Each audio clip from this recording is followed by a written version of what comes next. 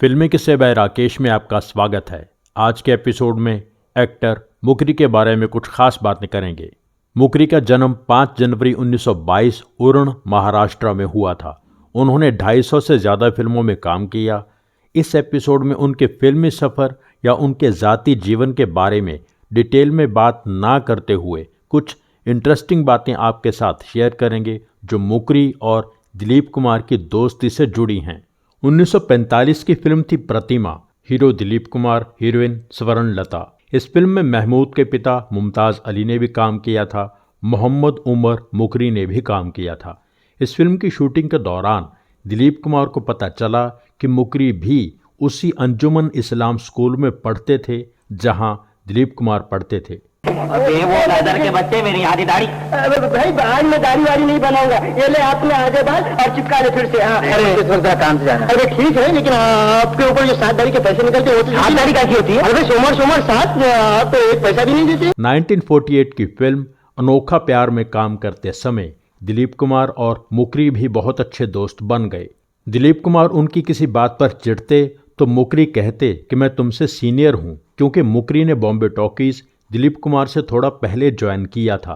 दिलीप कुमार ने लिखा है कि कभी कभी ऐसे लोगों के साथ भी दोस्ती हो जाती है जिनके साथ आपका स्वभाव बिल्कुल मेल नहीं खाता। यहाँ भी ऐसा ही था।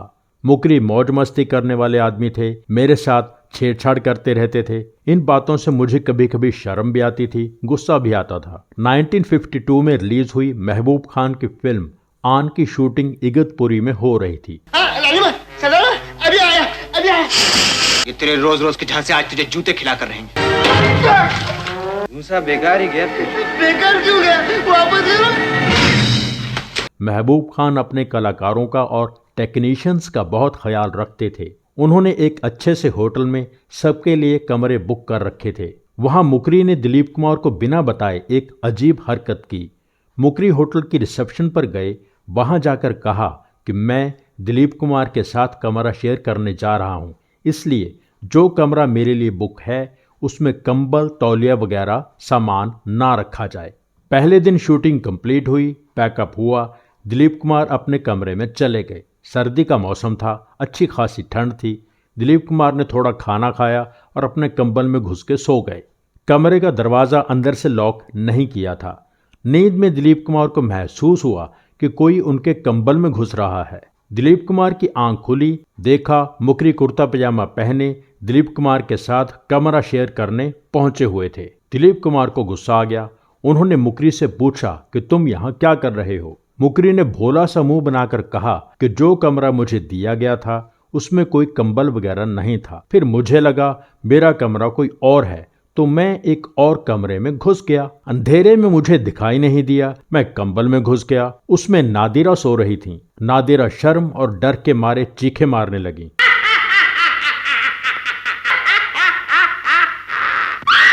फिर जी भर के मुझे गालियां देने लगी। मैं भी बहुत डर गया। मैंने नादिरा से माफ़ी मांगी, फिर उसने मुझे कमरे से बाहर निकाल दिया। इस माहौल में मैंने तुम्हारे कमरे में आकर सोना ही बेहतर समझा। पर दिलीप कुमार ने मुकरी को अपने कमरे में सोने नहीं दिया, वापस भेजा और कहा जाओ अपने ही कमरे में जाकर सोना। कहानी यहाँ ख़त्म नहीं हुई थी। अगले दिन इस बात का नतीजा कुछ और ही निकला। नादिरा ने अगले दिन सबको बताया कि कल रात क्या हुआ था। महबूब खान की पत्नी बहुत शक्की मिजाज की थीं। महबूब खान के बारे में ऐसी बातें कही जाती थीं कि वह हर सुंदर सी नई लड़की के लिए अपने दिल में जगह रखते थे। नादिरा की बात सुनकर महबूब खान की पत्नी ने एक नया ही एंगल डेवलप कर लिया।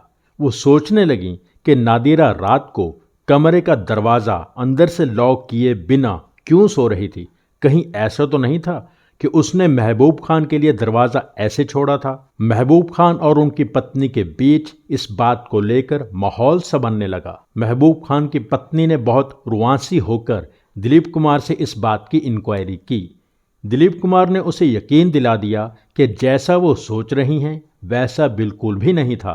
इसके बाद दिलीप कुमार ने मुकरी से कह दिया कि तुम मेरे पीछे मेरे मेकअप रूम में मत आया करो, मेरे कमरे में मत आया करो, और ना ही कभी शूटिंग पर शराब पीना।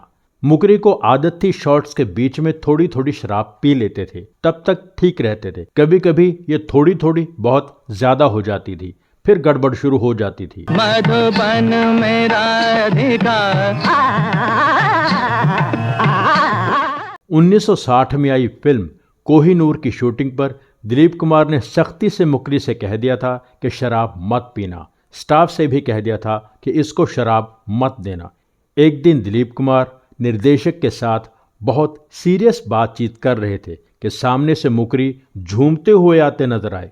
मुकरी गुस्से में आके दिलीप कुमार से कहने लगे, तुम्हें क्या लगा कि मैं अपनी मदद नहीं कर सकता?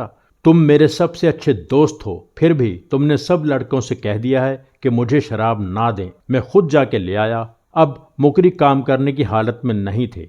दिलीप कुमार का ध्यान भंग हो गया। उन्हें बहुत गुस्सा आया। दिलीप कुमार ने पैकअप कहा और अपनी गाड़ी में स्टूडियो से बाहर निकल गए। मुकरी वहीं खड़े सोचते रहे। फिर मुकरी को भी एहसास हुआ कि शायद कुछ ज्यादा हो गया है। हर दोस्ती में जैसा होता है, कुछ ही दिन बाद दोनों एक दूसरे के साथ नॉर्मल हो गए। ये खट्टी मीठी यादें दिलीप कुमार की बुक वजूद और परछाई से ली गई हैं।